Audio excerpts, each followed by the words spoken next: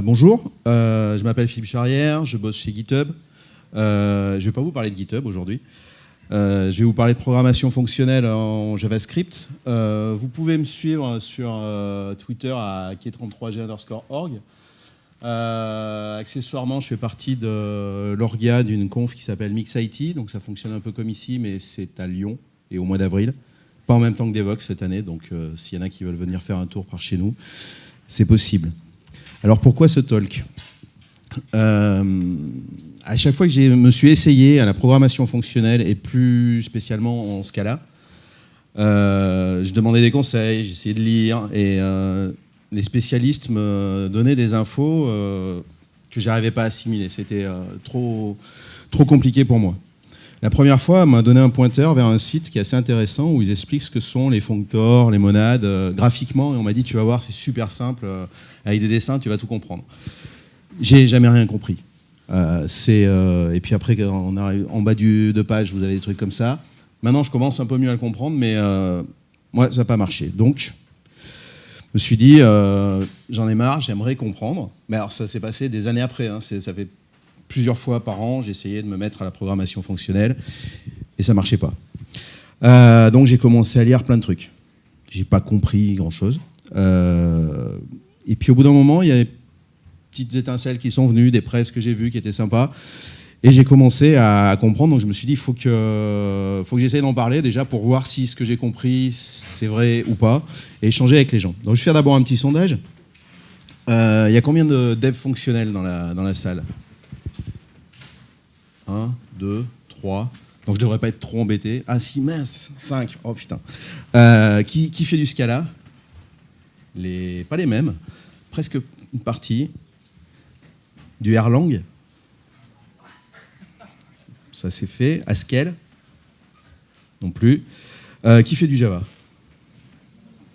C'est bien. Du JavaScript ? Ah, bah c'est pareil presque. Non, à part toi. D'autres langages ? Ok. Et quoi ? PHP ? Go ? Ok.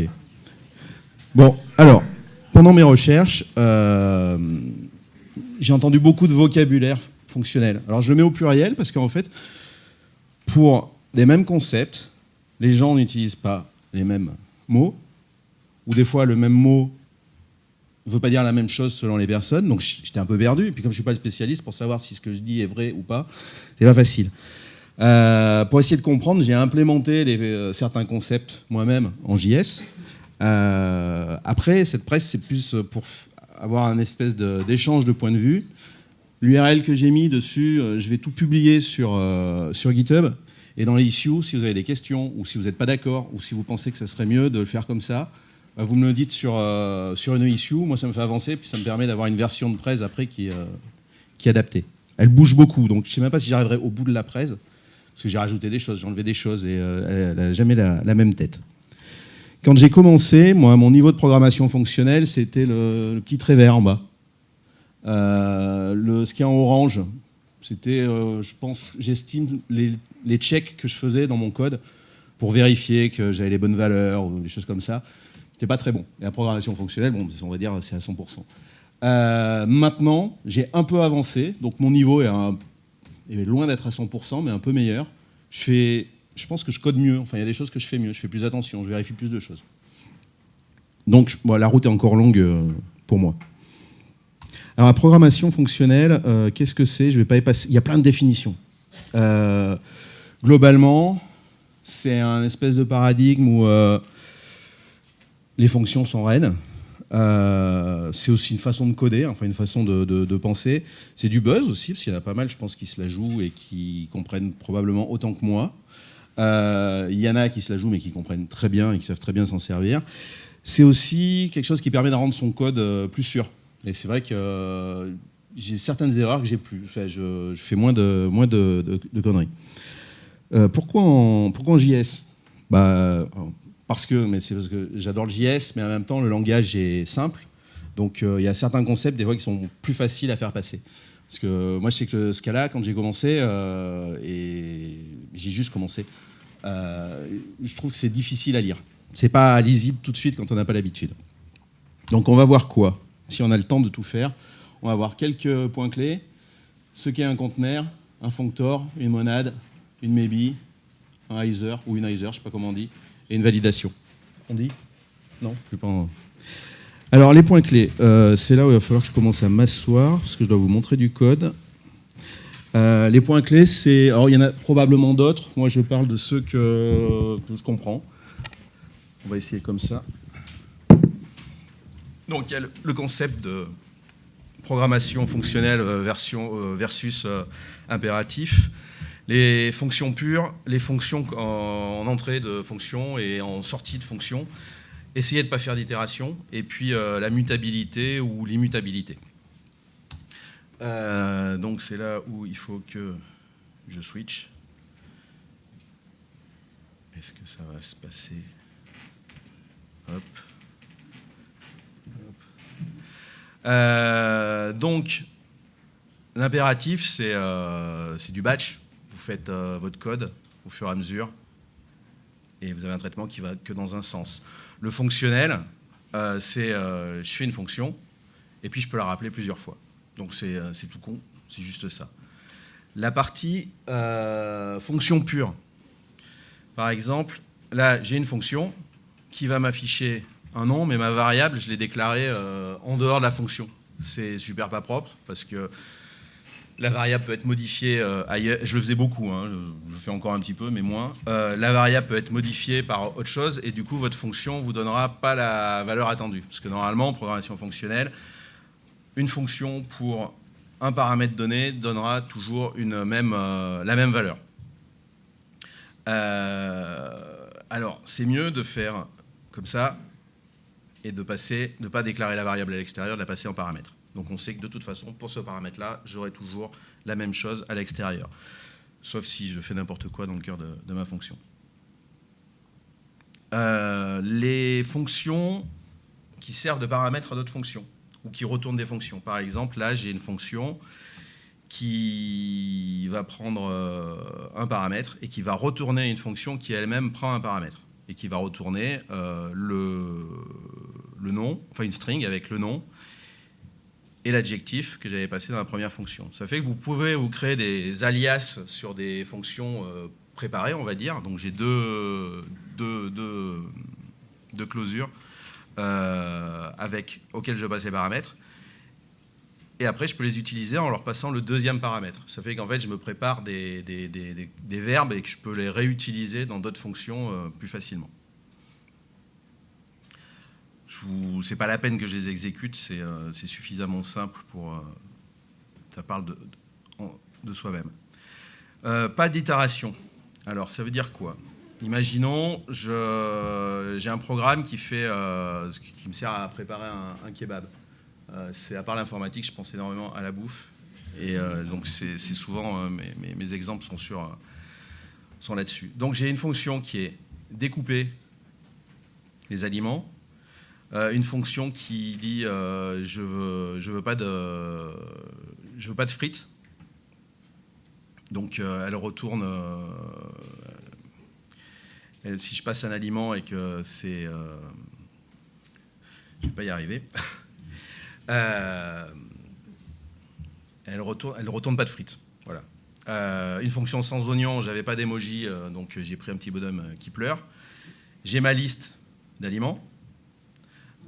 J'ai du coup maintenant les ingrédients pour faire mon kebab. Donc pour pas faire d'itération, par exemple, je dis je vais faire un filter sur 100 frites. Donc en fait, ça me virera ça. Sur 100 oignons, ça me virera ça. À chaque fois, ça me retourne une nouvelle liste. Donc ma première liste d'aliments de base reste toujours la même.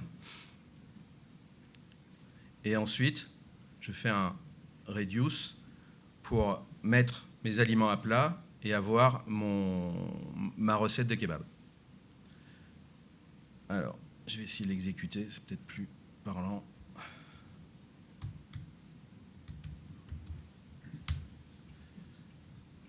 Hop. Alors, 800 sur 600, c'est pas... Ah.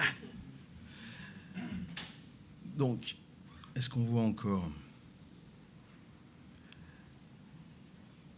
Donc on voit qu'il a bien fait le filter sur les frites, sur les oignons, qu'ensuite il a découpé, c'est-à-dire qu'il a rajouté la string à chaque élément, la string morceau, et avec le reduce, il m'a fait une seule string, qui est en fait la concaténation de tous mes éléments découpés et qui contribue à faire mon kebab.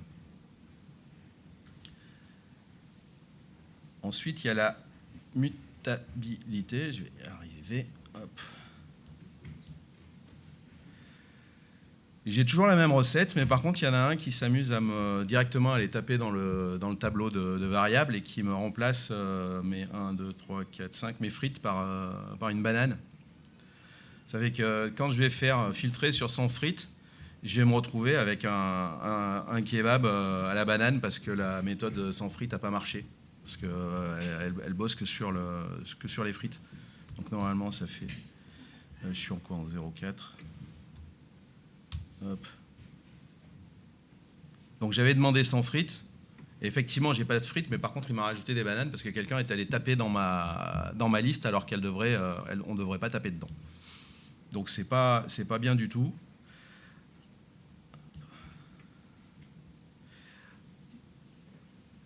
Du coup, ce que je peux faire, c'est par contre me créer une méthode qui va me remplacer les oignons, par exemple, par les bananes. Je vais pouvoir garder ma recette à moi, sans frites et sans oignons, et sans toucher les aliments. Et je peux faire une recette spéciale, où je fais banane à la place des oignons. Je peux avoir mon sans frites, et je peux découper. Donc, c'est 0,5.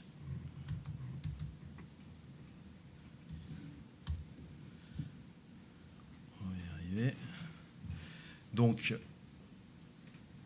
c'est pourri.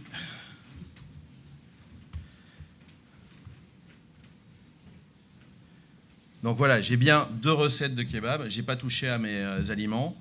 Et la recette pour le barge qui préfère avoir des bananes dans son kebab. Et puis la recette, un kebab sans frites et sans oignons. Et tout ça, c'est la limitabilité du tableau qui fait que de toute façon, j'irai jamais péter mon code. Hop, pomme F1. On commence. Donc ça, c'est les petits trucs de base. Moi, je fais en JS, mais on peut le faire dans quasiment n'importe quel langage. Après, j'ai voulu comprendre ce qu'étaient les conteneurs. Donc un conteneur, c'est quoi? C'est un espèce de bocal dans lequel vous mettez une valeur et vous ne pouvez pas y toucher. Donc c'est en gros, vous la gardez intacte. Ça serait comme mettre des griottes dans l'alcool et on n'y touche pas. Et on ferme bien le bocal pour pas que ça s'abîme. Donc il n'y a pas d'impact sur le contenu. En JS, ça donnerait quelque chose comme ça. Alors j'ai fait en ES6 parce que c'était plus lisible en JS classique. Donc j'ai un constructeur dans lequel j'ai défini mon getter sur ma valeur. Donc je pourrais que récupérer la valeur, mais je pourrais jamais y toucher. Et donc après, je fais un bob égale container of Bob Moran. Je peux lire ma valeur, mais c'est tout. Si j'essaye de la modifier, ça ne fonctionnera pas puisque je n'ai pas fait de setter. Donc je ne vais pas bien loin avec ça. Du coup, après, il y a les functors. Alors un functor, c'est... je veux pouvoir faire des opérations justement sur la valeur qu'il y a dans mon container. Mais je parlais d'immutabilité, plutôt que de modifier la valeur à l'intérieur, en fait, je crée un nouveau container avec la nouvelle valeur. Comme ça, mon premier container ne bouge pas. Et le deuxième, par contre, je veux pouvoir faire la même chose pour créer encore une nouvelle valeur. Donc finalement, je conserverai tous mes états dans des containers différents. Donc, pour ça, en JavaScript, ça se code comme ça. Alors, j'ai un functor qui hérite de containers. Donc la notion de propriété value est conservée. Et je lui rajoute une méthode map qui retourne un nouveau container avec sa valeur. Et dans la méthode map, le paramètre, c'est une fonction. Donc j'applique la fonction à la valeur du container et j'instancie un nouveau container avec la nouvelle valeur obtenue. Donc l'ancien container ne bouge pas et j'en ai un nouveau. Et globalement, je peux dire que si j'ai une méthode map sur un container, je suis un functor. Alors les puristes me diront peut-être que ce n'est pas suffisant, mais c'est pour avoir une base de discussion. Du coup, vous remarquerez que les tableaux en JavaScript, c'est des functors en fait, parce qu'ils ont une méthode map aussi. Je vais essayer de vous montrer. Est-ce que ça marche? Non, ça marche pas. Mince. J'ai des petits problèmes de switch. Hop. On voit le code. Tac. On va y arriver.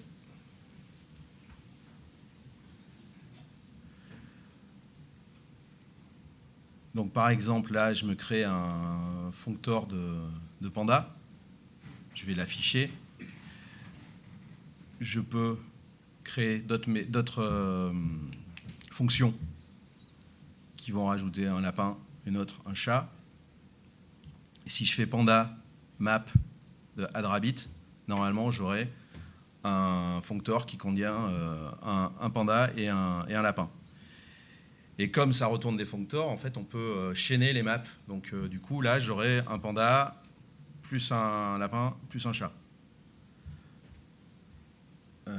Donc, j'en suis au... Hop, donc, ça donne ça. Tac, tac, tac. Donc, on vérifie juste que...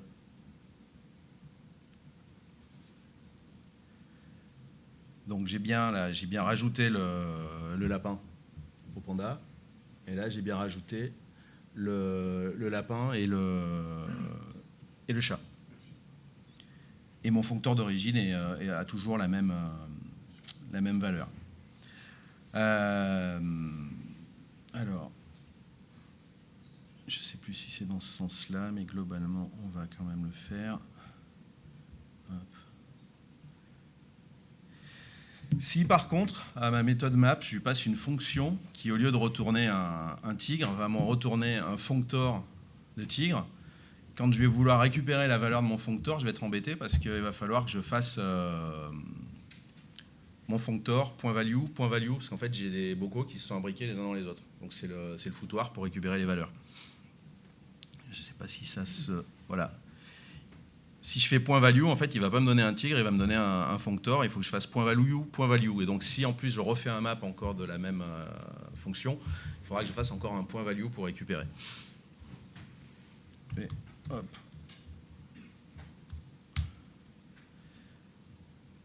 Donc, c'est le... Voilà. Le premier point value, en fait, me donne un functor, et puis on voit ce qu'il y a à l'intérieur. Alors que le point value, qui était sur la ligne du haut, du bas, me permet d'avoir la valeur. Donc c'est pas super pratique. Hop. Faut que je retrouve. Du coup, pour ça, il y a les monades. Alors la monade, qu'est-ce que c'est? En fait, je veux pouvoir toujours faire du... Si je fais du map, il va se passer ça, c'est qu'en fait, je mets un bocal dans un bocal. Pardon. Et c'est chiant. Donc, c'est l'exemple que je vous avais montré. Du coup, pour éviter ce genre de choses, sur les monades, il va falloir... Il y a une méthode qui s'appelle... Alors moi, je l'ai appelée bint, mais tout le monde n'est pas d'accord. Il y en a qui parlent de fmap, de flatmap, mais à la fin, comme je n'avais pas la bonne info, on m'a dit que bint, ça pouvait marcher aussi, et j'ai trouvé plus de gens d'accord sur la méthode bint que sur les autres méthodes. Donc même si la traduction c'est attaché, dans notre cas, ça va être plutôt aplatir les valeurs pour les obtenir. Donc ça fonctionne comment? J'ai une classe monade qui hérite de functor, donc elle aura toujours une méthode map, et je lui rajoute une méthode bint qui est en fait, je lui passe en paramètre une fonction qui est appliquée à la valeur de mon container, et je lui ressors cette valeur. Donc pour échappe de mes fins, Je parle tout seul, hein, parce que sinon je ne m'y retrouve pas. Et vous ne voyez rien.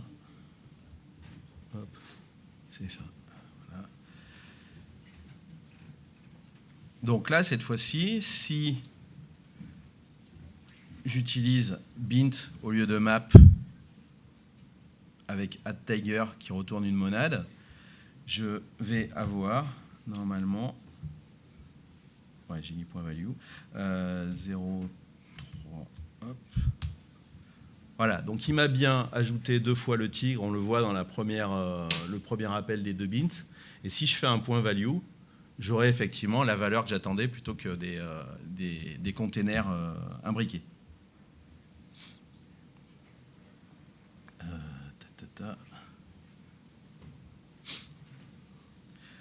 Donc, pour résumer, si j'ai une méthode bint, enfin si je suis un conteneur, j'ai une méthode bint et une méthode map, normalement je suis une monade. Alors, c'est pas forcément nécessaire et suffisant, je vais le répéter à chaque fois, mais globalement, c'est une monade, pour simplifier, c'est ça. Ensuite, en dev, souvent, il y a là où moi je fais le plus d'erreurs, c'est sur les nuls. Alors, comme je suis en JS, sur les undefined aussi. Et il y a un concept pour arriver un petit peu à sortir de ça qui s'appelle la maybe. Bon, je crois qu'on peut dire en Java, c'est option, il me semble. En fait, c'est une sorte de type qui aurait 2 états ou deux sous-types. 2 sous-types. Un none pour rien, ou dans mon cas aussi pour undefined, et un sum. Alors, pour le mettre en œuvre, j'ai fait avec ce que me permettait JavaScript. Donc, en fait, j'ai une classe que j'ai appelée maybe et qui est plus une factory pour me sortir des sums ou des none. Des none, pardon, on va y arriver. J'ai une méthode fromNullable qui, en fonction de ce que je lui passe en paramètre, me retournera aussi un sum ou un none. Alors, là, c'est moins fonctionnel quelque part parce que normalement, je suis censé... je suis pas sûr que j'ai le droit réellement de changer le type de ce que va me ressortir la fonction. Elle devrait me ressortir que du sum ou que du none, mais pas ou l'un ou l'autre. Mais dans mon cas, c'est plutôt pratique. Après, c'est discutable. Ma classe none, elle va ressembler à ça. Donc, c'est une monade, elle a un constructeur, elle a un map qui fait que retourner elle-même, un bint qui va retourner la valeur de la monade, en fait de none, en fait un bit qui sert à rien parce que c'est nul, un get or else de value, donc si je fais un none get or else toto, ça me retournera toujours toto. Et puis un isNone et un isSum pour faire des tests pour vérifier. La classe sum, alors le map est un peu différent. En fait, il retourne un none si le résultat du map est nul ou undefined. Et sinon, il retourne un sum en prenant en paramètre de constructeur le résultat. Alors c'est là aussi où c'est discutable. On m'a dit que normalement, une méthode map n'est pas censée changer le type à l'intérieur. Mais par contre, quelque part, ça fonctionne. C'est pour ça que si vous avez d'autres idées sur la manière de l'implémenter, je suis preneur, vous me le mettez dans une issue. Donc il y a un get or else aussi. Alors get or else sur le sum retournera toujours de toute façon la valeur du sum. Et à utiliser, c'est très simple. Hein. Si je fais un maybe fromNullable de 42, j'aurai un sum de 42. Un fromNullable de nul, j'aurai un none. Un fromNullable de 42, get or else 42 en string, j'aurai toujours 42 en chiffres. Et un fromNullable de nul et get or else de 42, il me ressortira toujours la string 42. Donc, je vais juste vous montrer 2-3 petits exemples. Échappe. Je vais y arriver. Et puis il est où mon code? C'est bon.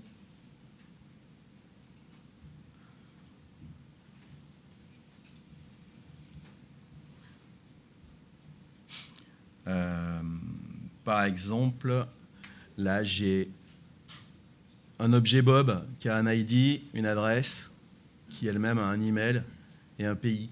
J'ai John qui a une adresse, mais j'ai pas mis d'email. J'ai Jen, elle a juste un ID. Et en fait, si je fais un maybe from nullable de Bob et que je fais un map de body address qui retourne, enfin d'une fonction qui retourne body address, suivi d'un map qui retourne l'email. Ah, c'est con. Donc je vais récupérer l'email, ou si je récupère rien, ça m'affichera pas d'email. Donc je le fais pour Bob, je le fais pour John et je le fais pour Jane. Ce qui devrait donner ça. Hop. Donc dans le premier cas, j'ai bien mon email, et dans les deux autres cas, ça m'affiche le message pas d'email. Et j'ai plus de problématique de null pointer exception ou de undefined. C'est un petit pli à prendre, mais en fait, après, c'est super pratique. J'ai d'autres exemples sur le... Ouais. Oui, pardon. Je vais y arriver. Là, je vous avais dit que je ne parlerais pas de GitHub, mais j'en parle un petit peu. J'ai une version de GitHub sur mon poste, et j'utilise l'API GitHub pour aller récupérer des informations. Donc là, en fait, je veux récupérer des informations. J'ai une méthode qui récupère des informations en fonction du handle que je lui passe. Donc en fait, ça va faire un fetch pour récupérer les informations du user. Et ce que je lui dis, c'est qu'en cas de succès, tu me retournes un sum avec les informations du user, et en cas d'erreur, tu me retournes un none. Donc, si... Hop, hop, hop.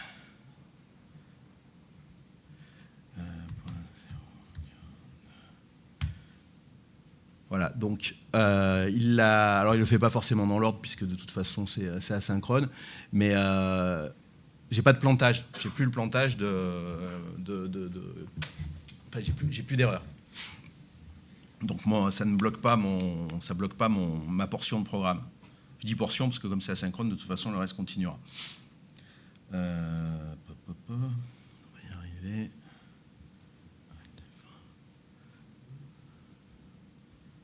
Perdu mon... Voilà, c'est bon. Donc, je suis une maybe si, en gros, je suis une monade et que j'ai deux sous-types, none et sum. Après, si je suis une monade, je pense qu'on pourrait avoir un functor avec sous-type none et sum, et dans mon exemple, de toute façon, ça marcherait. Ça, c'est super pratique. Par contre, on n'a pas d'informations réellement sur l'erreur. En fait, on peut gérer que les histoires de nuls. Du coup, il y a un autre concept qui est le hyzer. Et hyzer, ça fonctionne comment?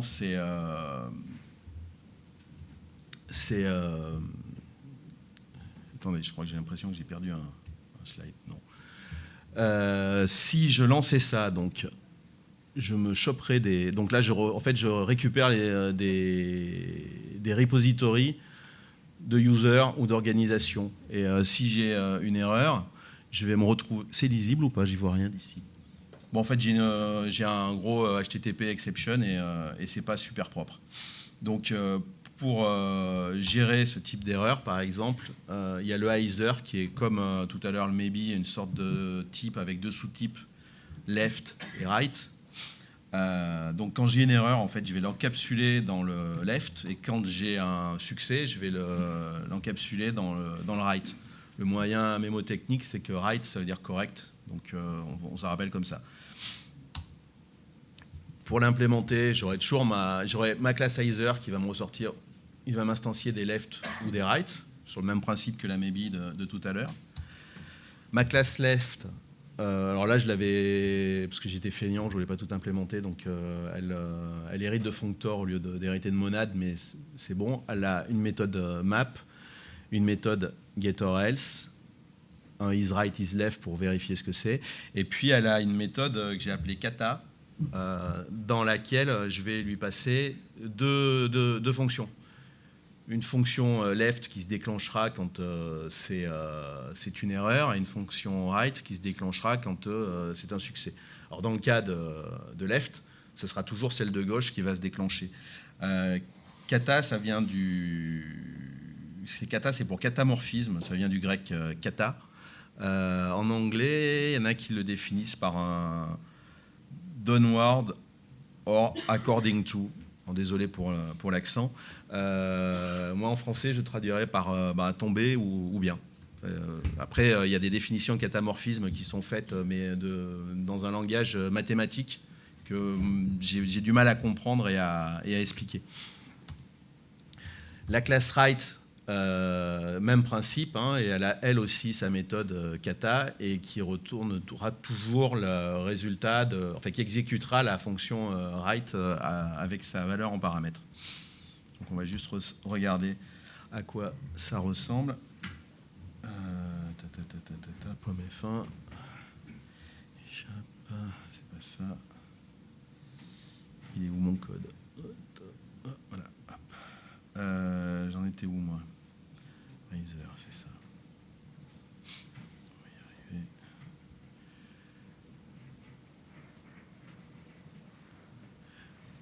Donc, cette fois-ci, je dis, je vais récupérer les repos d'un handle. Donc, je vais faire mon fetch repository. Si tout va bien, je vais retourner un Heiser right. Si tout va mal, je vais retourner un Heiser left en lui passant un message d'erreur. Donc, on voit qu'il m'a quand même affiché une erreur parce qu'il ne trouvait pas le handle, mais il ne m'a pas planté mon code et puis je peux continuer à récupérer le reste. Donc, c'est assez pratique justement pour des appels à des API. J'avais un autre exemple peut-être. Yes.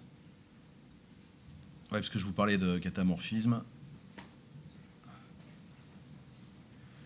Donc ça marche comment? J'ai toujours mes deux méthodes là qui me retournent des Heiser, right ou left en fonction. Et donc quand j'ai mon résultat, je fais un résultat .kata et j'exécute ou la left ou la right en fonction de ce qui se passe. Donc, je vais quand même l'exécuter. .052.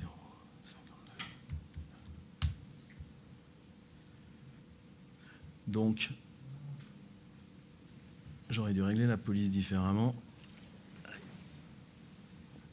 Donc là, il m'a bien exécuté un traitement, j'ai traité mon erreur et je passe à la suite. Et l'autre, il m'a bien affiché la liste de mes repos parce que le handle existait, ou que l'URL était bonne.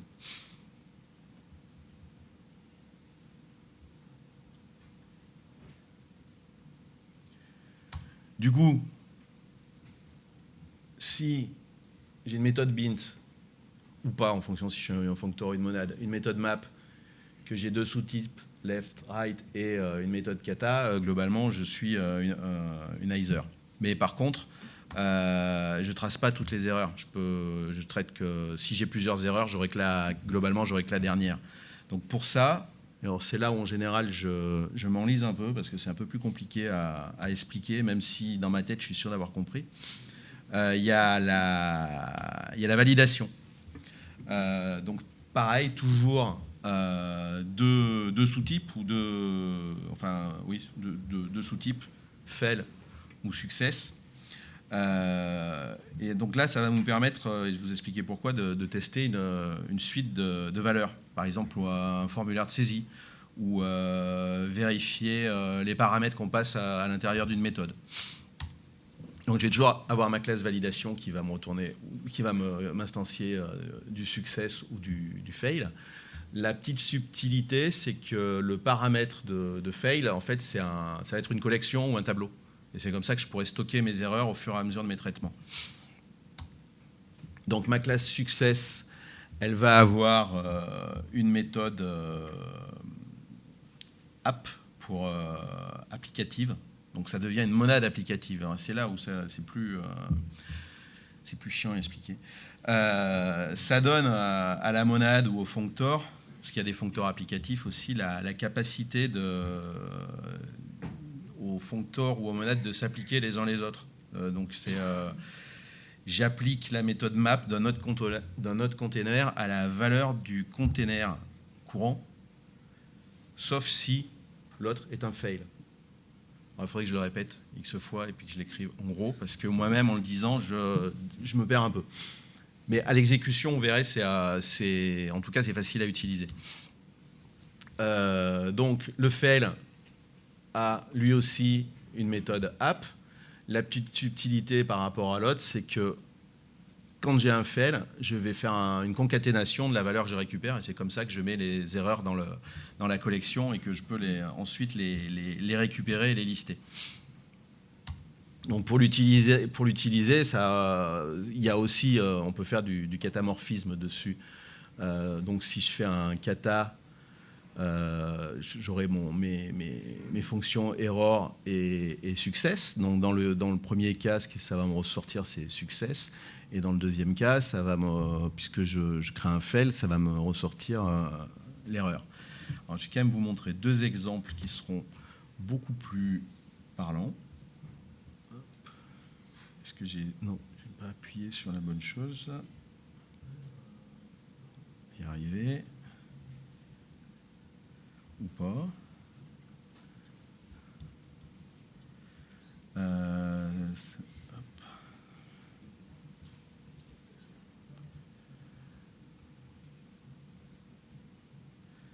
Donc là, j'ai un bout de code qui me sert à créer des issues dans GitHub.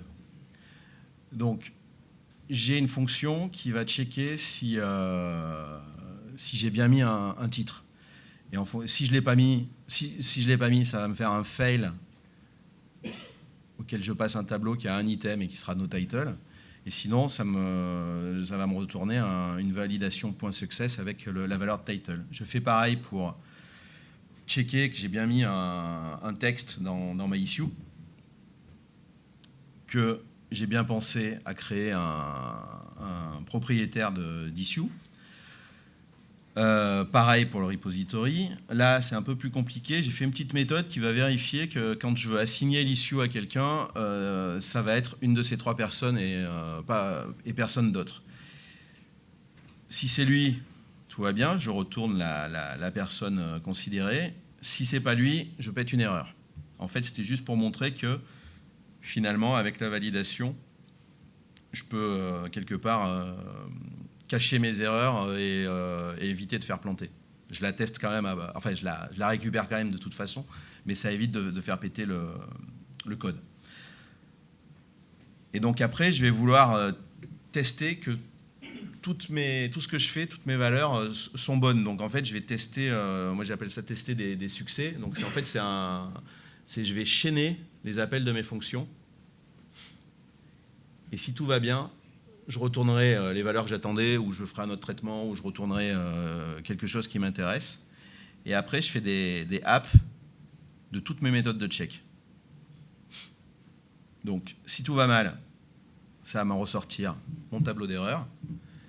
Si tout va bien, ça va me ressortir ça. Donc, les données attendues, que je vais pouvoir passer à ma méthode de création d'issue sans que ça plante. Bon, après, j'ai pas testé le retour. Si je suis pas connecté, ça peut planter. Alors, là, ce que j'ai fait, c'est que je n'ai rien passé en paramètres. Donc, normalement, ça doit planter.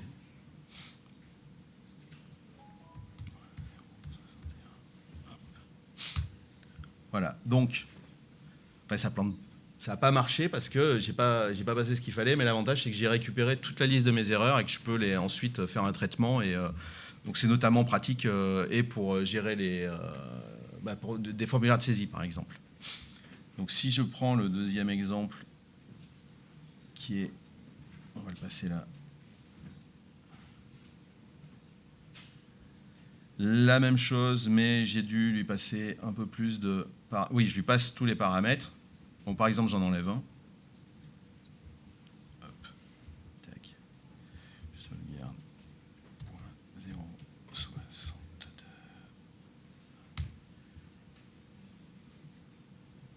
Qu'est-ce qu'il m'a fait? Voilà. J'ai une erreur, il me dit effectivement, j'ai pas passé de repository et il n'a pas exécuté la fonction. Donc cette fois-ci, je lui mets pour vérifier que ça fonctionne. Hop, validation. Donc là, ça a pas, j'ai pas de message d'erreur, donc ça m'a bien créé quelque chose. On va aller quand même vérifier si je retrouve où c'est. Donc, si je rafraîchis, hop. Voilà, il m'a bien créé la issue avec ce que je voulais. Donc c'est pareil, pour tout ce qui est accès, utilisation d'API, la validation est quand même super pratique et le code beaucoup plus clair. Et moi, ça me facilite aussi ma gestion des erreurs. Je pense à l'avance aux erreurs que je dois tester, alors qu'avant, en fait, c'est à l'exécution, je disais « Ah merde, j'ai pas pensé à ça » et je rajoutais du code pour tester. Donc, si j'ai une méthode app, une méthode map, éventuellement bin si je suis une monade, que j'ai une méthode kata et que j'ai des sous-types fail et success, globalement, je suis une validation. Ça, c'est... donc, on a vu ces 5 points, moi, que j'ai découvert il y a peu de temps et que maintenant, j'utilise beaucoup plus souvent. Le paysage fonctionnel côté JS, il est super vaste. Pas aussi vaste que le paysage fonctionnel entre Scala, Haskell et compagnie, mais il est très vaste. Et les gens n'ont pas tous les mêmes idées et sont plus ou moins stricts sur leur implémentation ou la façon d'utiliser. J'aime beaucoup Money.js, dont je m'en suis beaucoup inspiré. Et puis en même temps, pour vérifier que ce que je faisais donnait les mêmes résultats que ce que donne Money, parce que le gars, il est quand même plus fort que moi sur le sujet. Ramda.js, c'est pour les gens qui sont beaucoup plus puristes dans le côté fonctionnel. Pour avoir discuté avec un des gars qui est sur le projet Ramda, j'ai jamais eu gain de cause. Il m'a dit non, c'est comme ça et pas autrement. Et voilà. Bon. Alors que celui de Money, il est beaucoup plus ouvert aux discussions. Depuis presque toujours, enfin depuis de nombreuses années, il y a Underscore qui permet de faire de la programmation fonctionnelle. Alors il y en a de moins en moins besoin maintenant en JS, mais surtout ce qui était sur les collections. Lodash, qui est une version optimisée d'Underscore. Folktale.js, c'est un site qui pointe sur un repo GitHub où le gars en fait liste tout ce qu'il faut respecter pour qu'une implémentation soit bien un functor, bien une monade, et c'est plutôt clair. Et ou c'est Fantasyland, je sais plus, parce que Fantasyland fait la même chose. Mais c'est enfin, je veux dire, j'arrive à comprendre une grosse partie du truc, donc normalement, je pense que c'est ouvert à... Si moi je comprends, vous pouvez tous comprendre, mais sans problème. En termes de ressources, alors c'est un peu petit, mais de toute façon, je publierai les slides. Il y a un guidebook qui est génial, qui s'appelle Mostly Adequate Guide, qui est écrit en différents langages, mais la version française n'est pas complète, il manque des chapitres, donc lisez-le en anglais. Il y a un truc, je ne sais pas s'il est sorti encore, mais j'avais fait une revue dessus, qui est Functional Programming in Java, chez Manning, qui est pas mal. Alors j'ai compris probablement un dixième du bouquin, parce que le gars réécrit tout en Java, et avec les génériques et tout ça, mais j'ai eu petites étincelles. Le mec, il a super bien écrit, il y a des exemples super sympas, donc c'est plutôt intéressant. Il y a Functional Programming in JavaScript qui est sorti il n'y a pas longtemps, qui est pas mal du tout.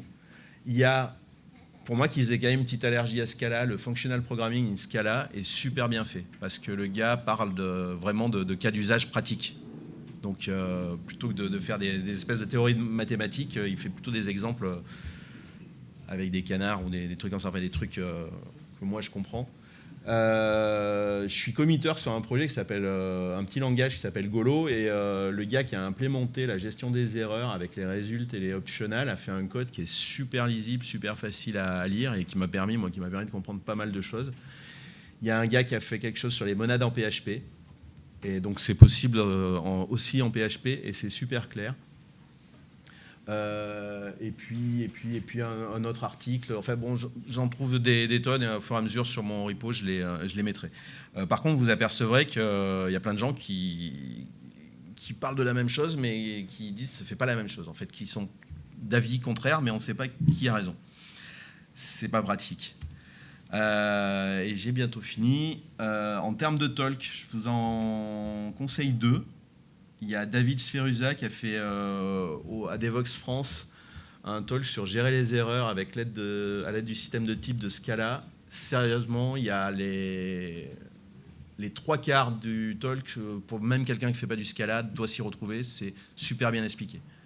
Après, il parle de l'utilisation d'un framework qui va plus loin. Bon, moi, j'ai un peu lâché l'affaire parce qu'il m'a perdu, mais son talk est génial.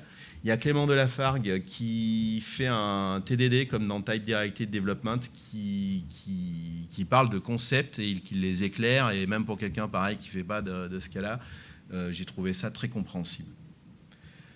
Je suis allé plus vite que ce que je pensais. Donc, je vous remercie de m'avoir écouté jusqu'au bout. Je voulais remercier aussi, j'espère que je n'oublie pas tout le monde, mais Loïc Descotes de l'Alpjug, qui a quand même eu la patience, lui qui fait du Scala, mais qui a eu la patience de relire mes slides et mon code. Julien Ponge, qui est un docteur à l'INSA. Yannick Loiseau, qui est docteur à la fac en Auvergne. Thierry Chantier. Étienne Issartial et de Commit Strip, qui m'a fait le petit dessin qu'il y avait en premier slide. Clément Delafargue, qui m'a corrigé quelques trucs aussi. Et puis forcément le Jug Summer Camp pour m'avoir accepté sur ce talk. Si vous avez des questions, je vous redonne n'hésitez pas à utiliser les issues Alors je suis un peu formaté GitHub moi maintenant, mais c'est normal. Mais les issues, c'est super pratique. N'hésitez pas à les utiliser, à me dire, même pas pour m'insulter, mais pour me dire tu t'es complètement planté, c'est pas comme ça, moi je ferais comme si. À proposer d'autres fichiers, je me vexe pas, quoi. Donc, et moi ça me fera progresser. Et c'est terminé.